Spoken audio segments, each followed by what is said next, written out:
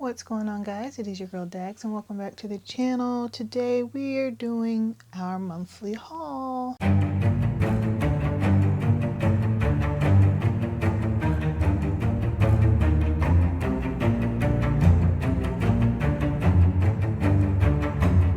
Okay, so this video is going to be a lot shorter than anticipated, only because my pre-orders for March have not gotten here yet. And I don't mean like a couple, I mean like 95% of it, 98% of it has not arrived, and I'm not sure why. I know Right Stuff had put out a little statement on their website saying that they're experiencing high volumes of sales and whatnot, so there's a holdup on their end.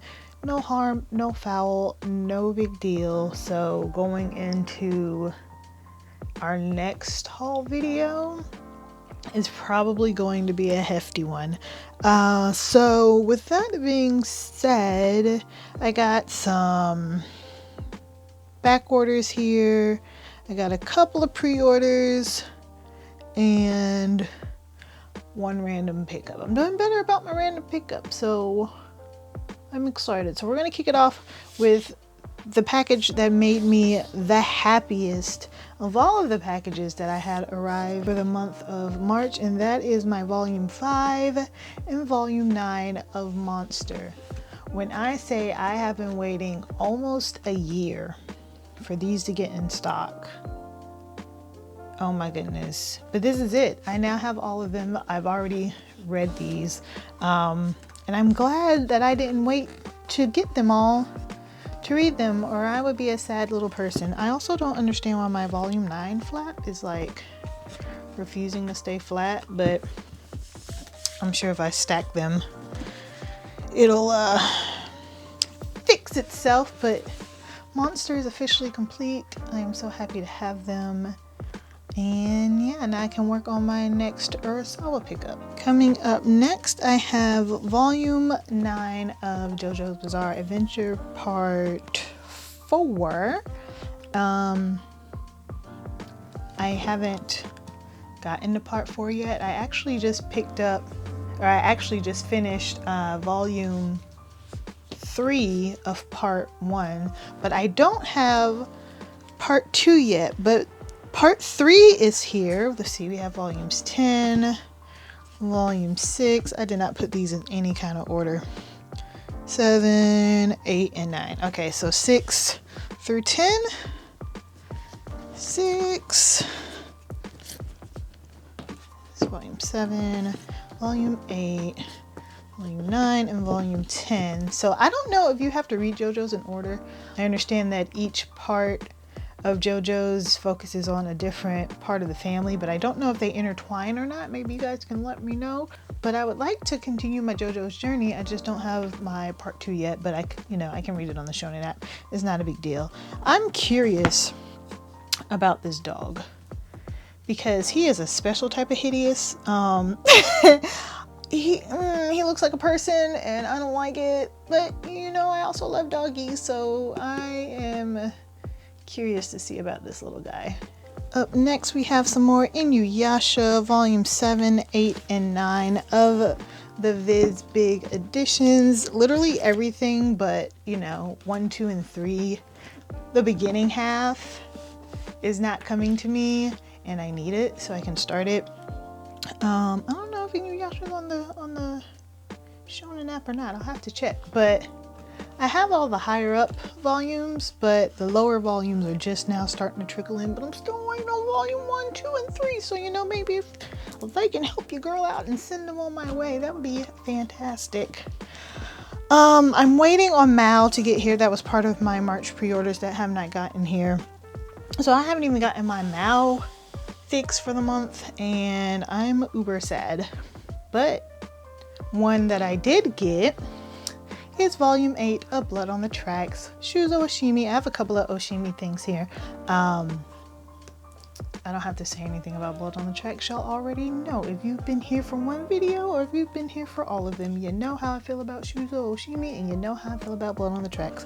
So even though I'm waiting on Mal to get here, and Alice in Borderland and a whole bunch of other things that I've been, you know, super excited for. Well, at least Blood on the Tracks made it to me, so I'm happy about that. While we are on the topic of Shuzo Oshimi, I was able to pick up Miss Kusakabe and Waltz via Twitter. I made a Twitter just so I could get a hold of these bad boys. Now, my understanding is these were printed for a convention. I don't remember which convention, don't quote me, but they printed too many and it was supposed to be an exclusive, so they sold the rest of them on Twitter. I know nothing about these stories. They're one-shots. They're not, I mean, they're super thin. They're nothing fancy. I haven't even really looked at them yet. I see his name and I buy. I don't ask questions.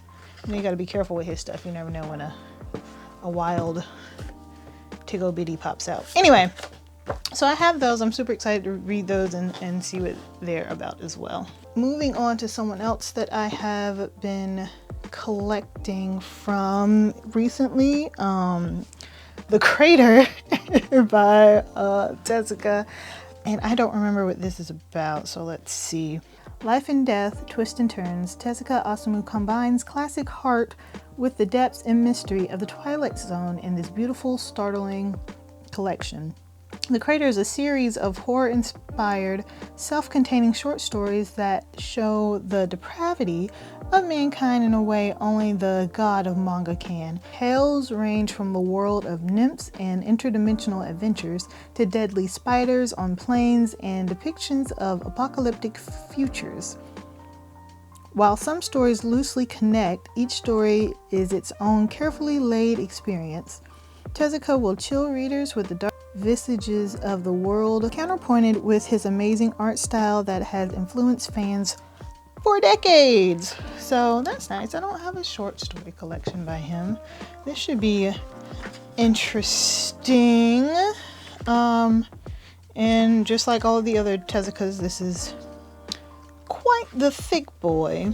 So yeah, I am happy to have this with the collection, and we're just going to continue to enjoy his work. I was going to move on to the two random volume. I have a volume 1 here and a random pickup, but since we're talking about Tezuka, I also picked up the Buddha box set. I wanted the hard copies, or the hard covers I should say, but they're impossible to find, and this was only $30. And I don't know about you, but I'm not passing up a deal on manga. That's just not gonna happen. So as much as I wanted the hardcovers, you can't knock a deal. And I also absolutely, you can't see that, I absolutely love these spines. I love spines that make pictures across them. I actually have not opened this yet, so I don't think I've talked about it at all on this channel, but I have actually been studying a lot of Buddhism and Dhammas, and you know, learning about the Buddha's life, and not attempting to learn Pali because I can barely speak English, but you know, reading the words and the different sutras and whatnot, and it's very interesting, and I have just absolutely fallen in love with it.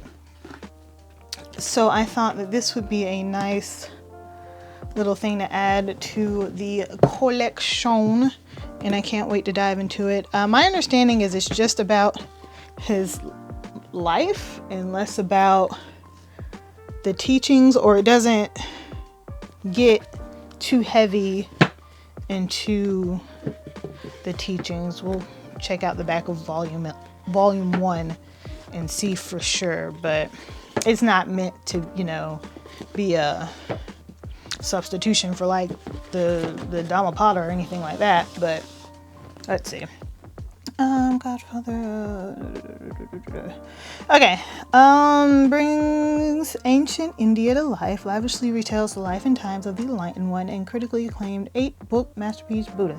The fates of real and imagined characters are deftly interwoven as they engage in fresh and unexpected adventures, playing out Tezuka's philosophical concern with overcoming fate and the uselessness of violence. In Book 1, Kapilavastu Chopra, an ambitious slave, spurns the caste system into which he was born and tries to become a nobleman. Tata, the wild pariah child, communes with animals and the monks.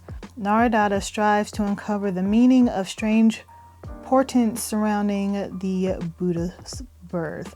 A stunning achievement, Publishers Weekly. So this isn't the vertical release, this is the HarperCollins release, and this one says for sale in Indian subcontinents only. So I may or may not have had this imported, it's fine. But one thing that I have noticed is people complain about the paper quality, and it is thin. I'm not, oh, sir.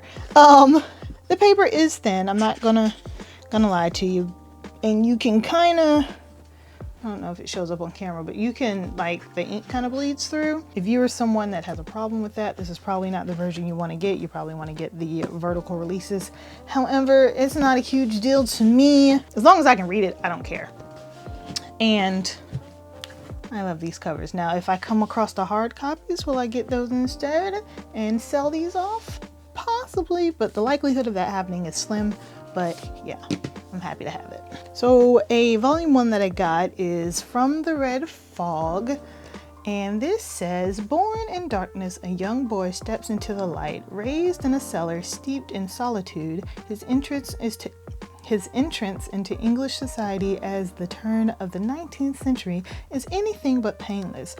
From place to place he journeys, seeking companions who share his unusual interests, but always a red fog follows, consuming everything in its path. So that's kind of eerie. That's less eerie. I don't know what these kitties are about. I don't know if this is about vampires or what, but I like that it's mysterious sounding. This art is very pretty. I really like that. And hopefully I will get around to it soon. I have so many volume 1s that I need to get through so I can vet out some of these series. I'm trying so hard to catch up on my backlog. This last one I haven't even opened yet. It's called Pez. I got it from Denpa when I got the Oshimi one-shots, and I don't remember what it's about. It was definitely a cover buy. It's in plastic, so I'm scared. I'm gonna check it out before I show it to y'all. But I don't know. I really like this cover. Like, it's just different. So we're gonna open it together. I'm gonna check the first 3 pages and make sure we're okay. It's full color. That's nice. It looks okay. So I really don't remember what this is about. I will check my synopsis in just a second, but I want to show y'all a couple of these pages. I love these little see-through pages. I don't know why. They're just nice. But it's in full color. These pages are really nice. They're like trade paperback comic book paper, if that makes sense. I'm sure there's an actual word for it, but yeah, no. This is nice. I like this little color palette of the blue and the purple. It's really, really nice. All right, let's see if we can find out what Pez is about, shall we? In this full color collection set in a post-apocalyptic world, Pez and Discoske cross a now desolate landscape, searching for signs of life. Along the way, they experience a few moments that remind them of what it meant to be alive and why their lives are so precious. And that's all it says. And it's very thin. It's a very quick read, as you can see right there. There's not a whole lot going. Also, I just noticed that this page Oh, nope. Just kidding. No, why? The front cover is longer. Or, I'm sorry, the front cover is shorter. Oh, it's a jacket. I'm an idiot. Okay, I'm just disregard what I was about to say. That's nice. I like that. So I was going to say that the front is shorter than the rest of the volume, but that's a lie. I just didn't realize that it had a cover jacket on it. Much better. That'd be all. Anyway, that is all that I have for you guys today. I know this is a little short haul. Like I said, the next one will probably be ridiculously long because I'll have all of March's and hopefully all of April's pickups in it. So until next time, I hope you all have a wonderful day, and I will see you guys next Friday. Bye.